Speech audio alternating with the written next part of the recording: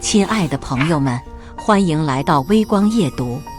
因为跟公司副总背了同款包，我被写上了年底裁员的名单。但我工资高，年限长，公司又不想支付我足额的赔偿款，于是变着法找我麻烦，想逼我自己辞职。后来我拿到了更高更好的职位，没想到公司竟然开出3倍的高薪求我回去。亏他们到现在才发现，近5年来公司几乎所有赚钱的项目都是我亲自做的底层系统构架，而且用的还是我高中时参加全国青少年编程大赛时自创的一套计算机语言。我这一走，谁看得懂我的史山代码？接下来开始我们本期故事，记得点击订阅并开启小铃铛。午休的时候，人事部的小宁偷偷找我，他说他看到第一批的裁员名单上有我，于佳佳。我不大相信，以为他是不是看错了，这不可能吧。昨天我们部门经理还跟我谈话了，说明年想提我当组长，让我给他个面子，这次不要再拒绝了。听这话的口吻，他怎么都不至于一转头又把我给裁了吧。小宁看看周围没人，他压低声音对我说：佳佳，这是跟你们徐经理应该没关系，是陈副总亲自改了这版定稿名单，我估计是他把你加上去的。陈副总，我在心里给这人的名字和轮廓做了个算法匹配，才对上号，就是之前从总部空降过来的那个陈什么来着？我是典型的职场啊人，消息比沙丁鱼罐头还要闭塞。印象中，这位陈副总年纪也不大，说话连珠炮一样，特别利落。听说是2个月前来的我们分公司的，主要任务就是裁员。我想了又想，我好像没得罪他吧。小宁说我这人就是神经太大条了，没有一丁点的职场敏锐度。你记不记得上周咱公司聚餐，你背了一个包？小宁提醒了我，但我更想不通了，几个意思？那是我姐的包，我那天出来随手拎了一下，至于是宝格丽还是健力宝，我哪知道那么清楚呢？然而小宁告诉我，我那个包是宝格丽的限量版绿蛇头，跟陈副总撞包了。出去吃饭的时候，陈副总背的是跟我同款的，只是型号小一圈。他入座之后还专门让服务生套了个防尘袋，小心翼翼地保护着。而我呢，吭哧一屁股坐过去，随手把比他那只还要贵上大万块的包直接放在脚底下。当时你是没看见，陈副总的脸色都变了。小宁煞有其事地说，我压了半天，不至于吧？那包不放地上放哪？桌上都是菜。再说了，他就因为我跟他背了同品牌还比他贵的包，就要把我给裁了？我可是我们部门性价比最高的员工了好吗？小宁说我还是太天真了，他说包的事只是个借口，总公司的要求是压缩人力成本，陈副总就是这个手里掌握生杀大权的先锋官，他想裁谁，全凭看得顺不顺眼，哪管你能力强不强。果不其然，下午一进办公室，我看到同事们的眼神都不太对。我问出什么事了，年纪最长的刘哥跟我说，徐经理在里面跟陈副总拜头呢。这么快？我大吃一惊，几个同事闻言都围了过来。佳佳，你是听说什么了吗？我当然不会把小宁的名字供出来，于是只是简单挑了一句，我听说那个陈副总好像要裁掉我。不可能。几个同事一听这话都炸了。有人说，徐经理之前已经跟大家交过底了，说这次分公司裁员主要在销售部和行政后勤部动手，我们技术部的人他一力全保了。还有人说，就是啊，再说就算真要裁员，也不可能从佳佳下手。佳佳可是我们这里的技术大咖。正在大家你一言我一语的时候，徐经理黑着脸从里面出来了，看样子谈得很不愉快。大家你看看我，我看看你，都不说话。徐经理招招手，叫我小鱼，你进来一下。我跟着徐经理走进去，试探着问了一句：是不是陈副总要裁我？没事的，徐经理。其实我也听了些小道消息，我知道徐经理气成这样，肯定是已经想尽办法保我了。这份情我领了。徐经理叹了口气，说这陈副总实在是个奇葩，要不是看他是个女人的份上，他真想直接动手了。你知道他说什么？他说你是我们部门唯一的女程序员，近1年来的考勤记录显示是部门里平均加班时间最短的，还说像你这样的女生，很明显技术是不过硬的，平时的工作任务都是靠其他男同事帮忙才完成的。更过分的是，他竟然拿你的年龄说事儿，说你快27了，正是准备结婚生育的年龄，未来2年之内别指望你会给公司带来效益。听到这些话，我真差点笑出来。这个陈副总可真是太不知道天高地厚了，他难道就没听说过我于佳佳是整个研发部门的扫地僧吗？5年前，我从一所985大学计算机系毕业，入职这家腾飞网，一直就在技术研发部做一名小小的程序员，每天上班就是在这1亩半平方的小工位上，头发一夹，眼镜一戴，代码一敲，谁都不爱。在腾飞，我续了2次合同，加了3次工资，现在每个月到手2万2，拿比上不足的钱，干心安理得的活。我就这样待在自己的舒适区里，跟部门的各位大哥小弟们都相处得很好。一些小事上，他们会纵容我偷偷懒，出现一些重大的技术问题，我也会帮他们扛主力分担。陈副总眼中的女程序员只会在职场中浑水摸鱼，但他不知道的是，我小学5年级就参加过全国青少年编程大赛，高1的时候就有用自己开发的计算机语言写了一整套能运行良好的程序。我是这个领域绝对的偏才，只是因为懒，才不爱去大厂卷。没事，徐经理他要裁就让他裁好了，反正我能拿25、6万的赔偿，也是时候告别舒适区，去外面走走。我劝徐经理别往心里去，但徐经理却苦笑着说：佳佳，我也不光是为你抱不平，他陈副总不懂技术，我懂，我知道一旦你走了，后面的烂摊子有多大。我笑了笑，那也是没有办法的事。接下来的1周，裁员风波在我们分公司里燎原蔓延，每天都会有同事抱着纸箱子走出大门，脖子上再也没有那只鲜艳的工牌。但令我奇怪的是，我等了陈副总这么多天，他没找我，人事部也没找我，难不成这个陈副总真的认真考虑了徐经理的意见，相信了我在公司里不可或缺的价值？那天我实在忍不住了，在茶水间外面找到了我的好朋友小宁。小宁，现在是什么情况？是该谈的都谈完了吗？怎么还没人找我呢？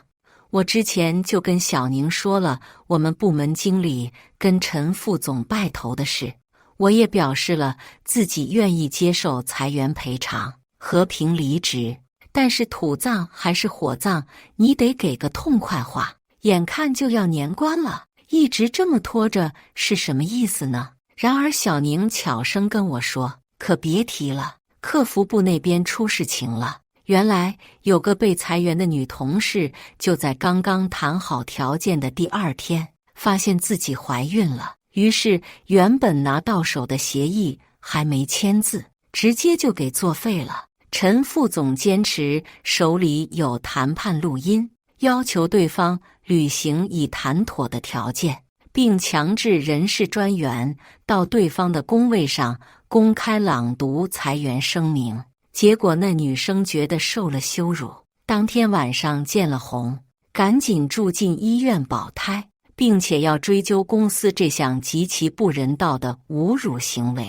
最后是总经理朱总亲自出的面，带着陈副总一起登门道歉，并同意在院赔偿金额上多加了20万元，对方才同意签字不追究协议，相当于20万买断了一个3期之内的女员工的所有权益，否则之后她的孕产假、哺乳期都是成本。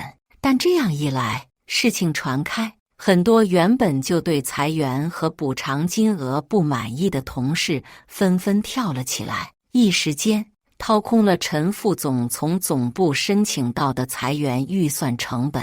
现在钱花光了，他能怎么办？不过我听说裁员计划的人头数可还没满，不知道他接下来得怎么跟总部解释。小宁劝我说，让我也不要主动出头，就先苟着好了。看看时间，1点半了，午休时间差不多快结束了。我在茶水间接了杯水，准备回工位，刚走到走廊拐角，我就看到了陈副总。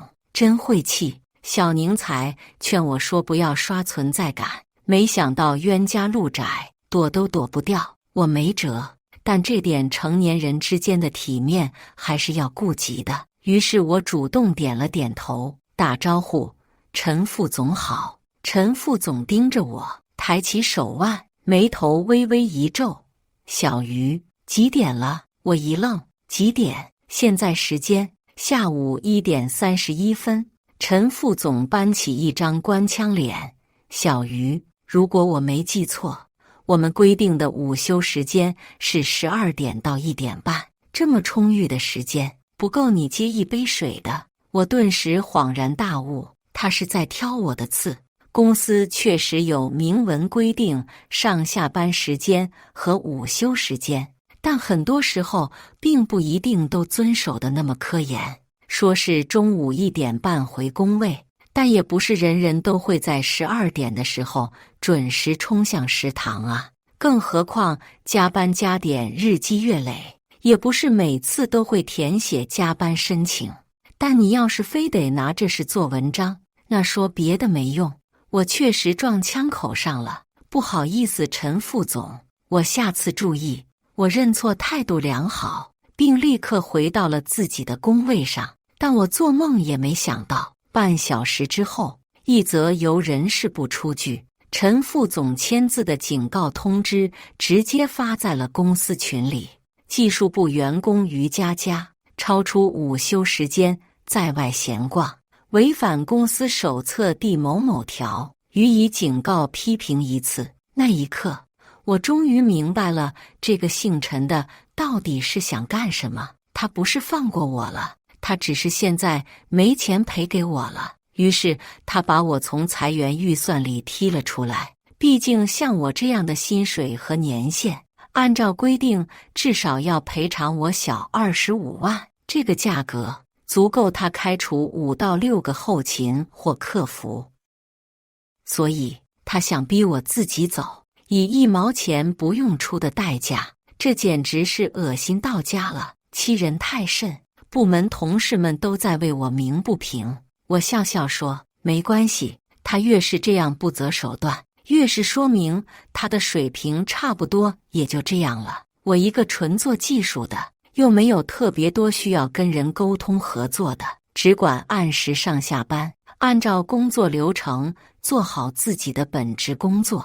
我不相信还能被他捉到什么把柄，他弄不动我，就会去弄别人，到时候民怨纷纷，看谁光脚，看谁穿鞋。于是接下来的每天，我按时定闹钟，每天卡着9点进公司，提前1分钟我都要充分利用在楼下的星巴克里打游戏。中午到饭点我第一个冲出去，下班6点整我准时关电脑。1周过后，我像个滴水不漏的机甲战士，除了陈副总那恨得牙痒痒的目光，什么也穿透不进去。于是他开始主动找我了。那天下午，他把我叫进了办公室，同事们都劝我当心点。我按下手机录音，摆了个 OK 的手势。这年头，跟公司领导谈话不会开录音的人，就跟杀人作案不知道戴手套一样蠢。小鱼，我听你们徐经理说，你算是你们部门里技术比较好的，平时的代码 bug 率最低，构架完成度最高，是不是？我一听这话，心里一阵 MMP， 这让我怎么回答？这就好比有个人叫你过来，说我听说你是你们学校长得最好看的，是不是？我特么说是，还是说不是？是徐经理过奖了。我虽然很喜欢目前的工作，也自认为胜任的不错，但还是有很多地方可以提升的。我会继续努力钻研。我给出一套完美模板组合拳，想看他是什么反应。陈副总摆摆手，这样，我最近跟领导申请了一套全新的员工考评制度，想要先找几个人做个试点，比如你，小鱼。你既然是个程序员，那就应该对你日常产出的内容进行数量和质量的评估，你说是不是？陈副总准备怎么评估？写代码这东西，只要根据需求，在规定时间内完成，运行良好，实现功能，不就行了吗？有错误就改，有新增就加。什么叫对数量和质量评估？你管我后台怎么写的？你先别紧张，这样你回去做一件事，你把你上一年经手的几个项目后台代码全部拷贝出来，打印给我。陈副总的门外汉言论简直让我目瞪口呆。你说什么？你要把代码打出来？我人都傻了。我说陈副总，你了解打印代码是什么概念吗？就说去年我们团队给中诚银行做的那套系统，相当于2个 Windows XP 的载量。Windows XP 你知道吧？一个 XP 大约40,000,000行代码。你是准备打印到明年吗？陈副总显然被这个数字惊了一下。但你也说了，这是你们团队做的，我不用看别人的，就看你的。你把你做的给我打印出来。小鱼，不是我难为你，你们徐经理这么力保你，你得让我看看你到底有多么强的实力。我算搞清楚一件事了，千万不要试图跟傻叉讲道理，因为他会把你的智商拉到跟他同样的水平线，再用丰富的经验打败你。所以最好的办法就是不陷入自证清白的陷阱。陈副总如果觉得我的能力不够，请自己想办法去证明我能力不够，而不是让我来证明自己的能力够。而且代码是公司的无形资产，不是所有人都有权限观摩。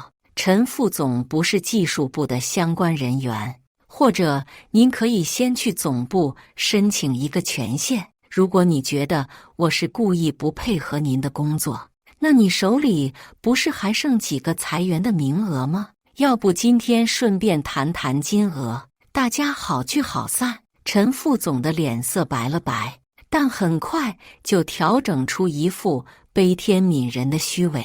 小鱼，你是真听不出来我在帮你吗？像你这样的资历，如果没有实际，就算被裁员，也是赔不了多少钱的。我让你去打印你的工作内容，是为了证明你的价值，帮你多申请一点。你看，你又不识好歹。我一听这话，差点笑出鼻涕泡。果然他是找不到地方抓我把柄，硬的不行，又来软的，想谈谈我的口风，能不能少赔点钱打发走。于是我也打太极，谢谢陈副总的好意了。我也都说了，其实我要的也不多，差不多过渡一下就行。陈副总脸色瞬间好转。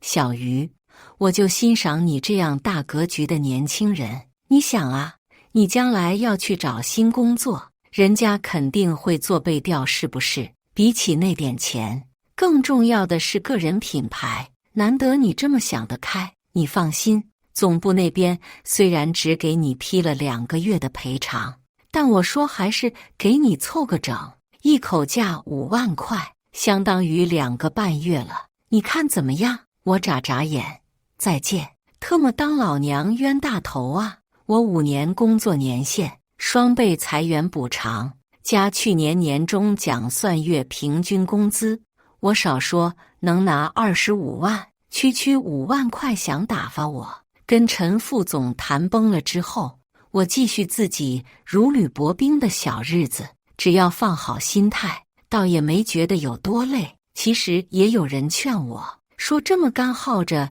也没多大劲，外面给我的 offer 最高都有年薪80万的了，我的时间成本其实更可贵。但问题是，我又不是现在才能拿这么高的薪水，高薪背后是高强度的工作和更大的责任。我特么就想规规矩矩干点活，舒舒服服过日子，偏偏就是有那件到家的人，怎么看我都不爽。这不是钱的事，这是咽不咽得下这口气的问题。反正我现在的工作轻松胜任，又不死脑细胞，1个月工资1分不少，我为什么不能耗着？可天有不测风云，突如其来的一场变故打破了僵局。中午吃完饭，我接到了我妈的电话，说让我下午赶紧请个假。我爸一会儿开车过来接我。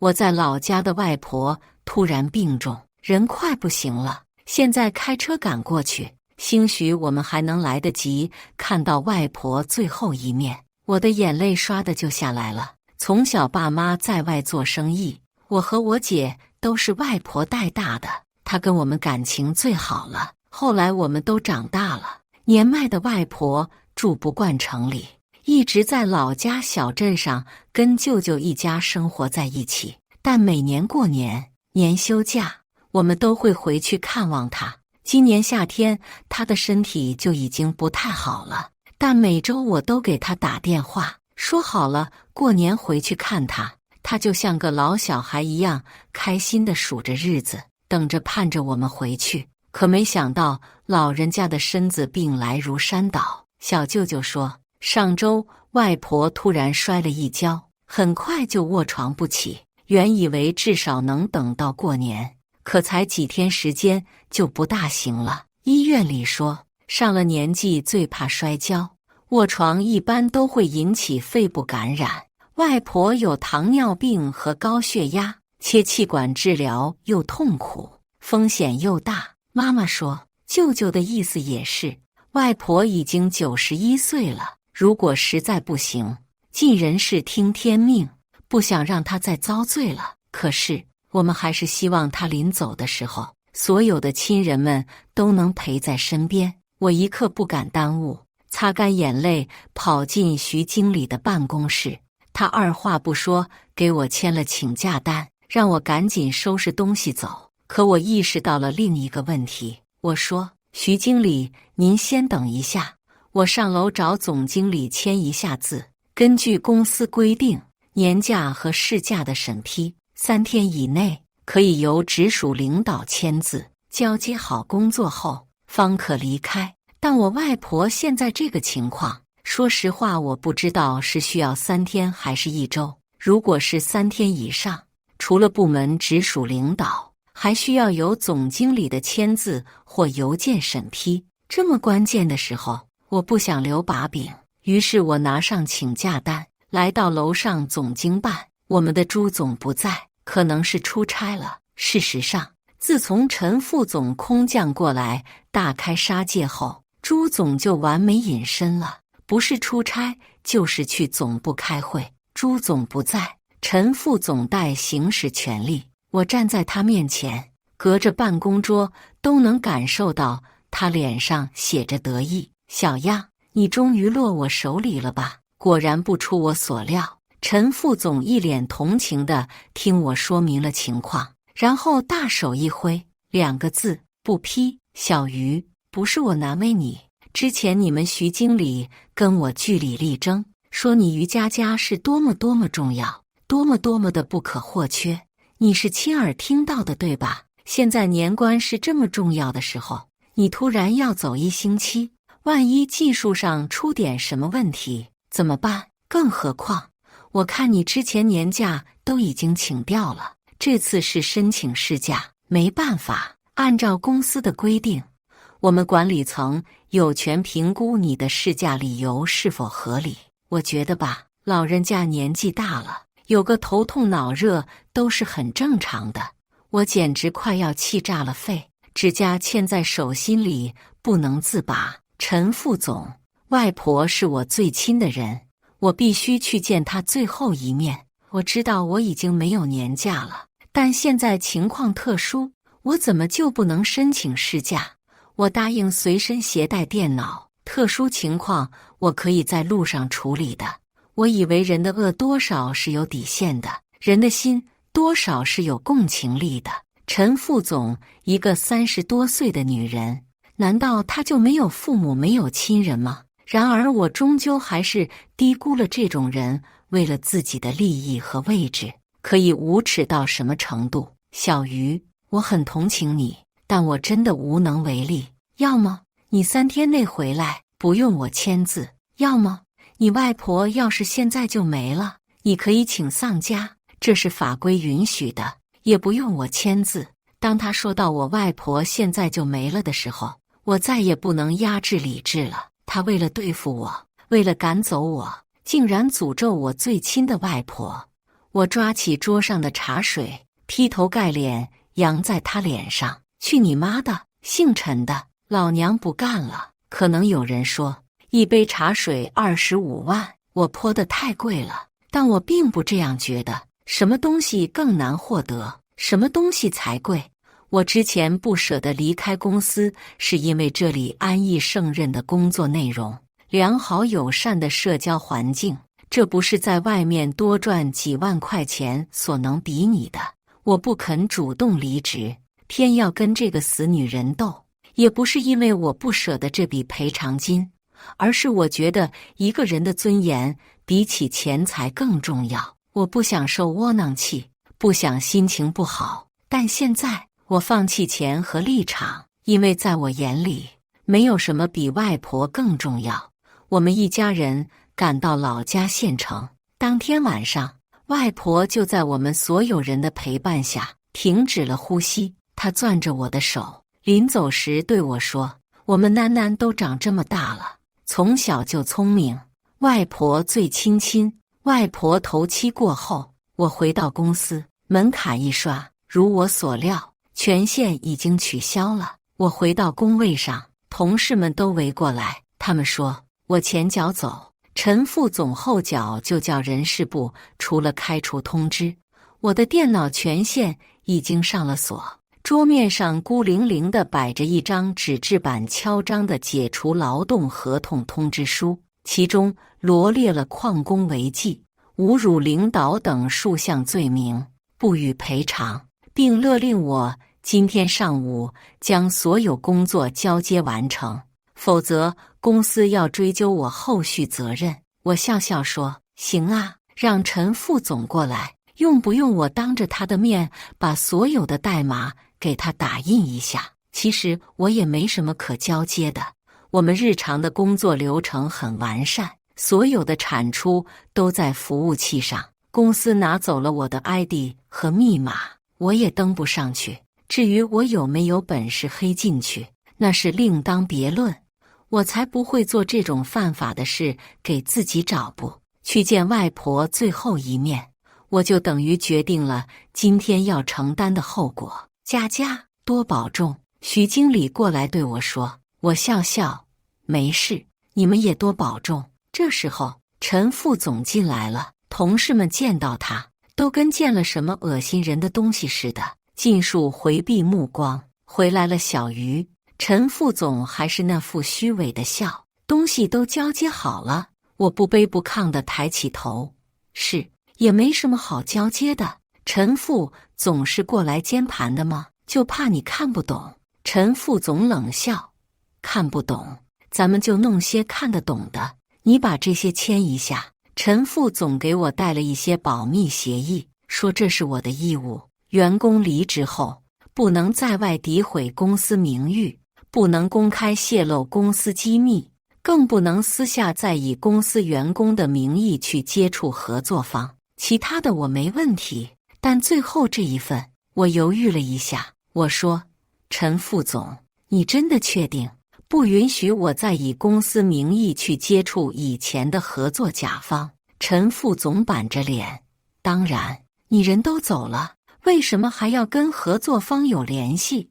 你不会是想把他们挖到你的新公司去吧？小鱼，这是职场中最令人不齿的行为。我劝你年纪轻轻的，别想这些歪门邪道。我打了个 OK， 拿出手机，当着陈副总的面，我说：好，为了让陈副总放心，我今天就当面把所有合作方的群都退了，行吗？徐经理和几个同事顿时脸色一变。佳佳，你……但他们话只说一半，因为心里都明白，公司既然这样对我，那么谁也没有这个资格请求我未来网开一面了。从腾飞离开，部门的兄弟们一起请我吃了个饭，大家心情都不好，一个个愁眉苦脸。我笑着说：都高兴点，远离那种人，一定程度上说算是脱离苦海了。徐经理无奈：小鱼，说真的，我也不单单是为你抱不平，主要是你走了，接下来真的没法做了。其他几个同事也说，看样子过完年，大家也要想想其他出路了。其实我知道，这样闹一出下来，公司这块的主营业务必将摇摇欲坠，但这不是我能决定的了。我能做的也只有劝大家，各位都是上有老下有小，别像我一样冲动就行，咱还是得跟钱过得去。我希望他们每个人在离开的时候都能拿到应有的赔偿，这是作为朋友最后的真诚的祝福。离开腾飞后，我不急着入职，其实我手里已经捏了6个 offer 了，我想再考察观望一下。我还是更希望能找到一个环境和谐的地方躺平，所以每天我都能接到各种猎头和公司 HR 急切的问候，问我考虑清楚了没有啊？还有什么顾虑可以直说呀？条件什么的都能再谈的。但这天下午，我接到了一个最急的电话，比之前所有的猎头什么的都急。于佳佳，你现在入职了没有啊？你方便过来一趟吗？对方是个女人的声音，但我一时没听出来。我一听这话，新鲜了，还真不客气呀。人家猎头怎么都得叫一声于老师或者于公，然后小心翼翼问我一句：你现在方便吗？有没有兴趣了解下我们的机会什么的？你哪位呀？我耐着性子问了句。于佳佳，我是林老师，腾飞人事部的。我哦了一声，想起来了，人事部的林老师，小宁的上级领导，陈副总的跟班，所有与我有关的处分通知都是出于他手。当然我并不恨他，他也就是个打工人而已，但不恨并不表示要配合。我不冷不热地说：你找我干什么？林老师，于佳佳，你之前负责的项目出了点问题，公司现在需要你回来协助处理一下。根据我们的协议，员工离职3个月内有义务为自己之前留下的问题无条件写出解决。我一听他这么不客气，顿时来了脾气。我说行啊，那首先请你们证明一下出现的问题的确是我造成的，如果证明不了，可以让你们博学多才之人善任的陈副总把5000万行代码打印出来，一个个比对。啪！我心情愉悦地挂断了电话。说实话，我知道会有这一天，只是没想到这一天来得这么快。我给小宁打电话，问他具体是什么情况。隔着手机，我都能感受到小宁幸灾乐祸的样子。佳佳，你知道吗？你走了以后，你们部门又有2个同事被陈副总裁了，不过好像没少赔钱。陈副总转手招过来2个物美价廉的大学生，结果这2个没经验，做事根本不靠谱，不到1星期就把你们放在服务器上的一部分源代码给格式化了，好几个系统都崩了。我呀了一声，是第几分区的？小宁说这个他就不清楚了，反正听说有个来了一群人，是什么银行的，行长都来了，说是3天之内不给他们解决，就要起诉赔偿。我说完了，中诚银行的数据有几个 T 呢？他格调的是服务器 B 区的，里面不止中诚银行，还有西信投资和车信网等数十家机构。从5年前，我们公司就接了他们的查询和交易系统构建，底层逻辑全是我一手搭建的，可想而知，一天有多少交易查询量，系统每年维护运营都要收人家的钱，都足够养活整个分公司了。现在整个瘫痪，人家不急得跳脚才怪。陈副总急得都快哭了，但徐经理说这些东西是你做的，他也没办法查出缺失的问题所在。他说你做的代码是有自己的一套语言逻辑，别人没办法接手，要么就是全部推翻了重新构建，那至少要3个月时间。我同情地咂咂嘴，真是辛苦老徐大哥了。小宁其实也还好，听说徐经理也拿了一家大厂的 offer， 估计也快走人了。反正陈副总现在彻底搞不定了，连朱总都出面了，谁知道最后能怎么办？我心里冷笑，出问题的代码又不会放在那里凭空就生出来正确的，他们能怎么办？当然还是要来求我呀。果不其然，在我和小宁的电话尚且没有结束的时候，陈副总的电话就打了进来。我懒洋洋的接听，直接告诉他，我现在不需要猎头，我已经有很多 offer 了。小鱼，是我呀，陈美。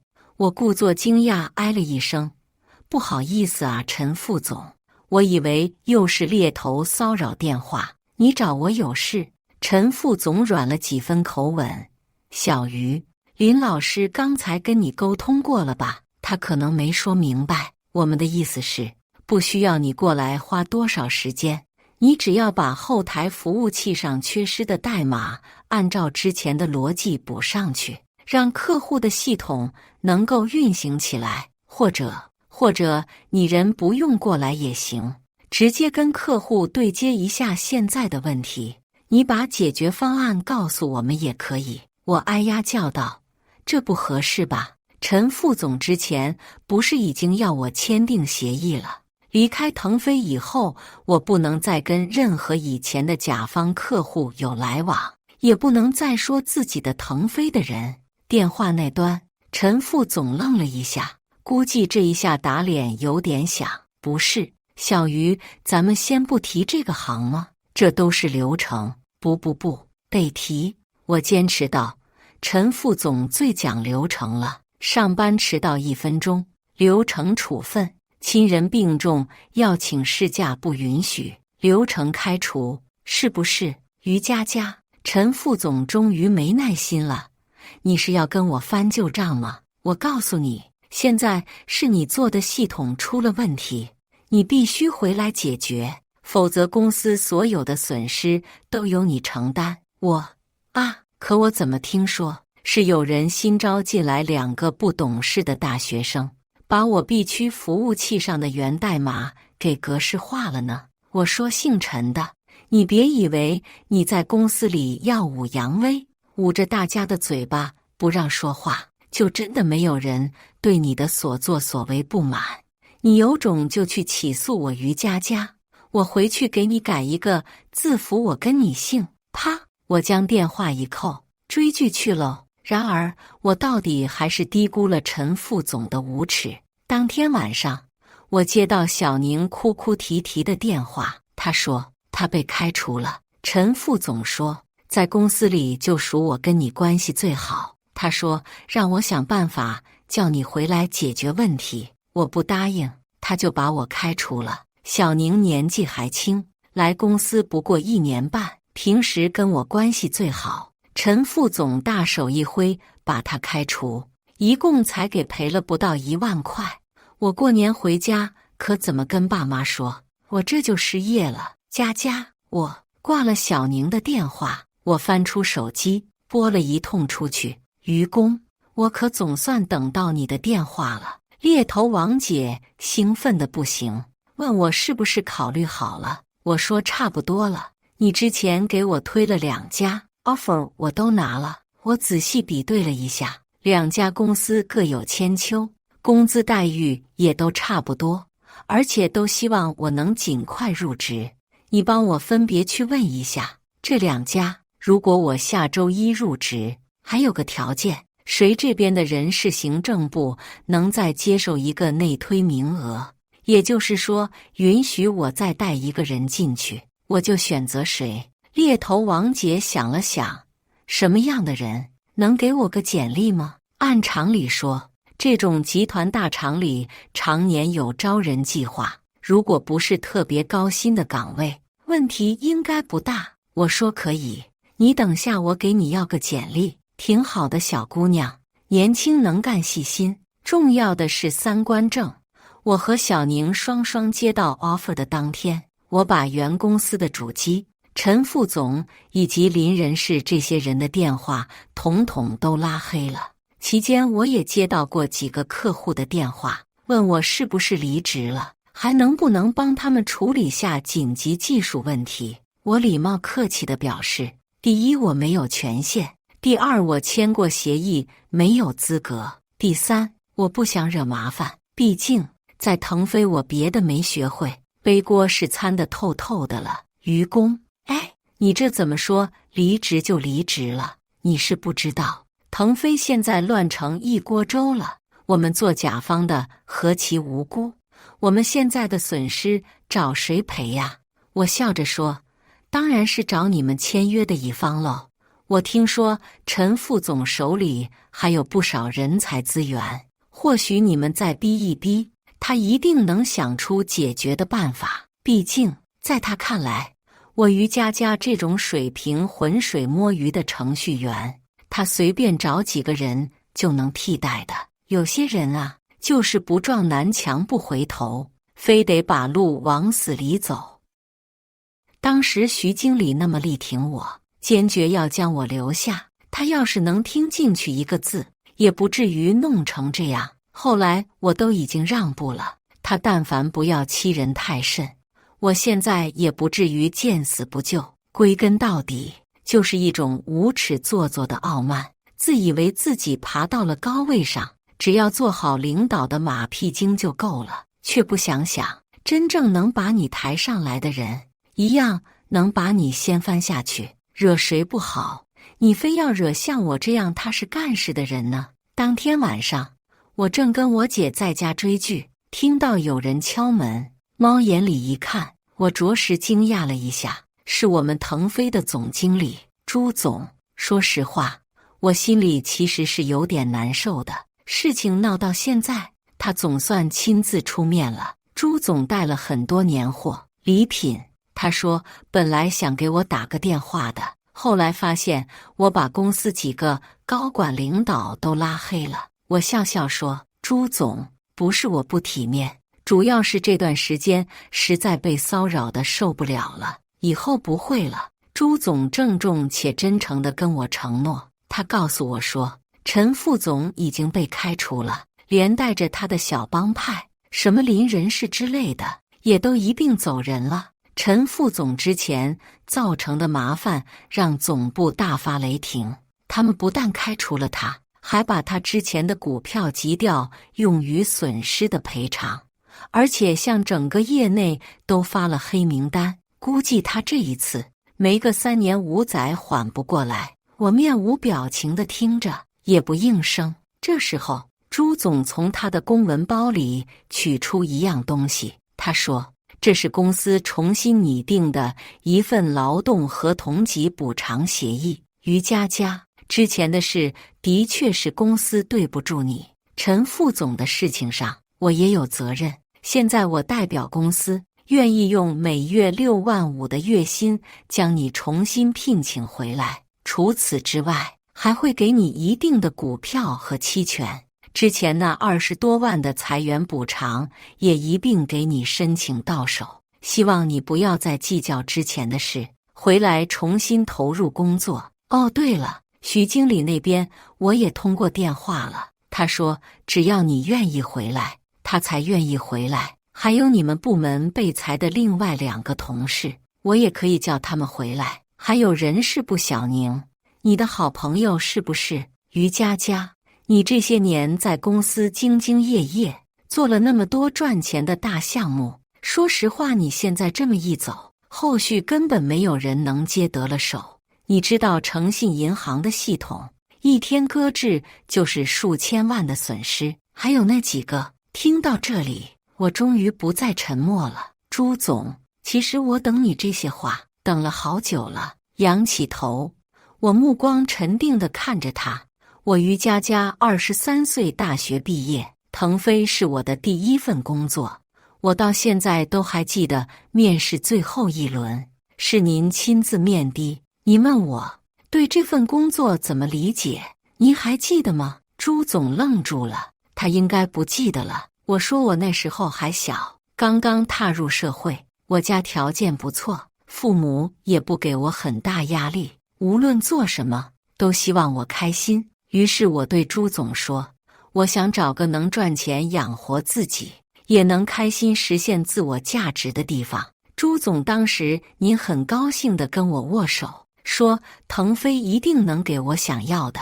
您说在您的目标就是要把团队打造成家一样温暖的地方。朱总红着脸没说话。我继续说，可能有些人觉得我过于理想主义了，工作就是工作，同事就是同事，怎么可能互相信任、互相真诚呢？但是他们忘了，其实这世上大部分的普通人并不一定真的需要在工作中不断突破自我的价值，卷到亲妈都不认识。也并不是所有人都想当领导，都想管别人，都想拿最高的工资。很多像我一样的打工人，我们并没有很大的志向，我们只想有个能够胜任的工作，认认真真完成自己的本职，获得基本的职业成就感和职场尊重。剩下的时间可以做些喜欢的事，陪陪自己的家人，这就是最美好的生活状态了。这些年，在朱总的带领下，大家真的都很开心。可公司毕竟是公司，是会有高潮低谷，会有风浪起伏的。去年总部业绩不好，把目光投向最底层的打工人，我们以为朱总会保护我们，可您却任由空降的陈副总在这里大开杀戒。您不知道他是个只会纸上谈兵、手段肮脏的人吗？您不知道他做的那些事违反人性纲常和道德吗？可您也想保自己的乌纱，也想在总部面前完美完成任务，所以您始终不出面，任由我们被欺负、被压榨。如今一场闹剧过后，陈梅出局了，朱总出面收拾烂摊子，安抚我们受伤的心灵，想要在董事会面前重新扮演力挽狂澜的专业经理人形象，但我们都不想再做炮灰了。我把朱总送了出去，我说我还是挺怀念刚进公司那会儿，我一个月只有6000块钱，但每天干劲十足的样子。那时候公司才30几个人，朱总带我们去团建，还要自己掏腰包添预算给大家买酒。但后来公司做大了，蛋糕厚了，你向上爬的时候就势必要踩着下面人的肩膀，但你别忘了，下面的人不是因为踩不过你，而是因为他们不想争，所以故意让一条路出来，抬着你，让你踩。可当你爬到最上面，我们原以为你会丢下蛋糕上又大又红的草莓，感谢给大家的时候，你却狠狠吐下了一口口水。那天晚上，我红了眼睛，但心里却真实的舒坦了。后来听说腾飞的朱总也引咎辞职了，以前的老员工们也陆陆续续离开。